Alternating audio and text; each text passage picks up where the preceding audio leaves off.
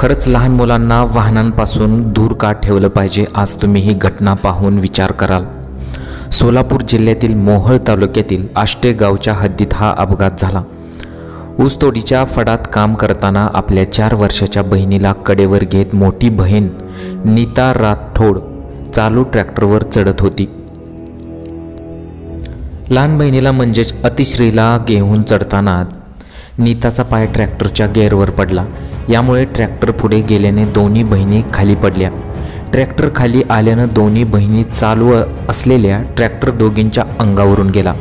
यामध्ये त्या गंभीर जखमी होऊन जागीच मृत पावल्या।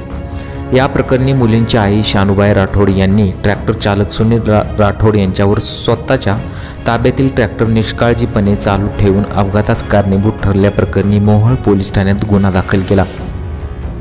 या अपघातात दोन्ही बहिणींचा जागीच मृत्यू झाला। मोहोळ तालुक्यातील आष्टे गावच्या हद्दीत ऊसतोडीच्या फडात शनिवारी रोजी ही घटना घडलेली आहे।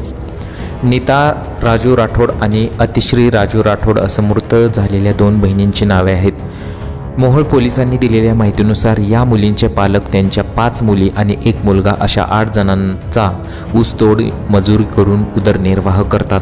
ऊसाच्या बांधावर असणारा ट्रॅक्टर चालकाने तसाच सुरू ठेवल्यामुळे निष्काळजीपणातून हा अपघात झाल्याची तक्रार या मुलींची आई शानुबाई राठोड यांनी केली होती। यावरून मोहोळ पोलीस ठाण्यात चालकावर गुन्हा दाखल करण्यात आलेला आहे।